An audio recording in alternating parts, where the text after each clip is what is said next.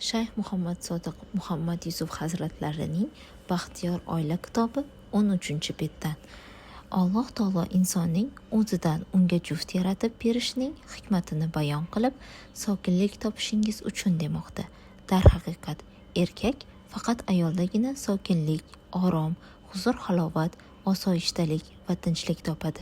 Shuningdek, ayol ham o'ziga kerak sokinlik, orom, huzur, halovat, osoyishtalik va tinchlikni erkakdan topadi.